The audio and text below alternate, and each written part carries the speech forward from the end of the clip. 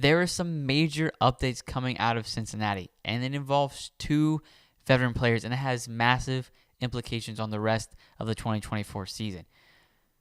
This season has been very, very, very, very disappointing, and there's heartbreaking news after heartbreaking news, and now we have two more reports that we have to go over. That is, yes, once again, heartbreaking. All of this is coming from NFL Network's Mike Garofalo. Sorry, I butchered that completely. I'll say it again. NFL Network's Mike Garofalo. Let's jump into it. First, veteran player we have to talk about is linebacker Logan Wilson. He is out for the rest of the season. He didn't play this past Sunday with the Steelers due to a knee injury, but this week he got surgery to clean up his knee, and because of the surgery, he is now expected to miss the rest of the season. Well, the report from Mike Garofalo is miss the rest of the regular season. But Cincinnati's most likely not making the playoffs, so he is done for the 2024 season. We talked about why this might have been why Shaka Hayward was brought up in my last video, but now it is officially true. Logan Wilson, linebacker for the Cincinnati Bengals, is done for the rest of the season. This is a huge blow to the Cincinnati defense for the good portion of the beginning of the year. Logan Wilson and Jermaine Pratt were the leading tacklers in the NFL. Logan Wilson has dropped now. He's about top 15 tackles in the NFL in the stat category with 104.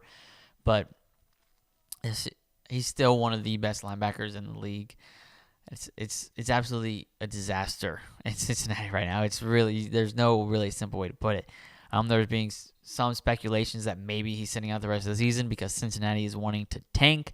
I disagree with that because if you know Joe Burrow and Jamar Chase and Trey Hendrickson, they don't like to lose, so they would like to win out for the rest of the season, but some fans are wanting them to lose out so we have a better draft pick so we can go get somebody early on in the draft. I don't think Cincinnati is a team that is one to tank, and I would preferably not them tank so I can see at least another win this season. But this is heartbreaking news for Cincinnati, but then also for Logan Wilson. Logan Wilson was having a great season, and I pray that he makes a full recovery. It's sad to see veteran players like this go down. Logan Wilson done. He's out for the rest of the season with a knee injury, according to NFL Network's Mike Garofalo. Next, let's just talk about how Cincinnati has been dealing with season-ending injuries all season long. Let me say that again. Cincinnati has been dealing with season-ending injuries all season long. This is coming from a tweet from Bengals Central. But this is how many Bengals players have had season-ending injuries in 2024. Zach Moss, his neck. Running back, obviously. Chris Evans, running back, his knee. Trent Brown, guard, knee.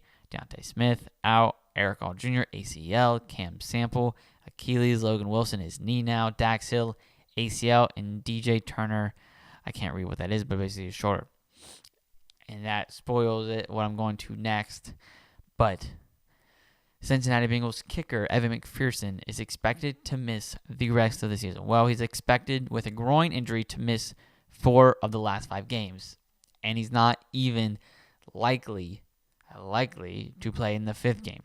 With this injury, with there only being 5 games left, my assumption is that Evan McPherson is done for the season. So this week we have lost Logan Wilson and we've lost kicker Evan McPherson for the rest of the season. Obviously, your first thought is, well, we lost our kicker. We got to go get a kicker. And yes, that is exactly what we did. But let me just read the report from Mike Garofalo again. Mike Garofalo is bringing Cincinnati a lot of unfortunate news this week. But that kicker, Evan McPherson, is expected to miss a few weeks with a groin injury, sources say.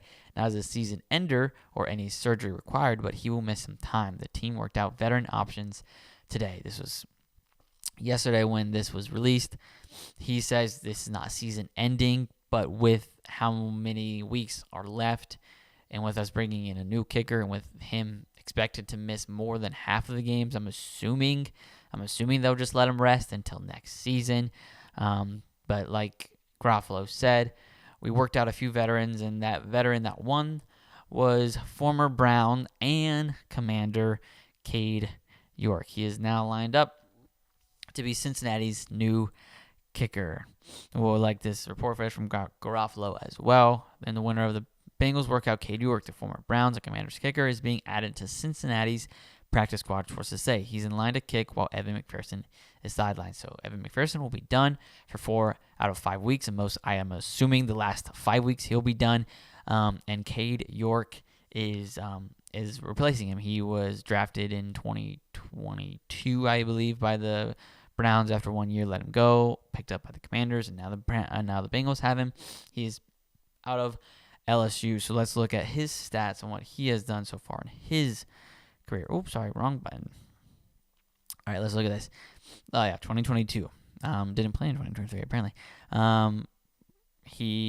For field goals, he went for 24 for 32, 75% for 75% field goals, which means he was making 75% of his field. Sorry, I just botched that completely. He was 75% on field goals, had 0. This was all from 2022.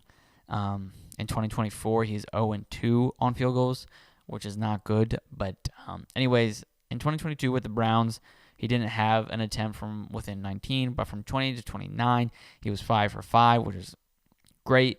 30 for 39, he was 9 for 12, so that's pretty good. 40 for 49, 6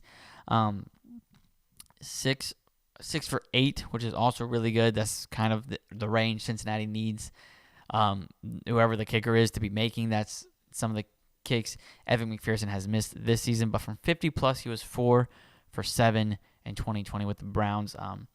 Not the best, not the worst. So he can make some kicks. He's not obviously the best kicker in the world. Evan McPherson hasn't been the best kicker in the world, but this is just another blow. 2 veterans go down with season-ending injuries.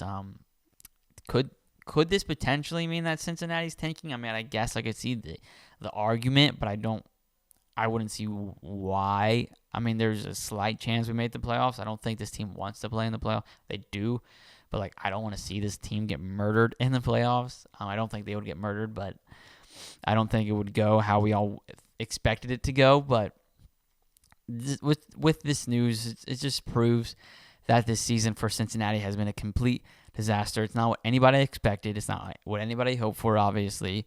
Going to this season, like I said in the last video, everyone expected Cincinnati to be a playoff contender.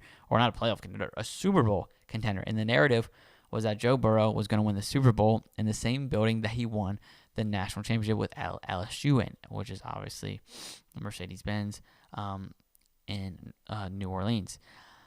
But I think I dropped. Sorry.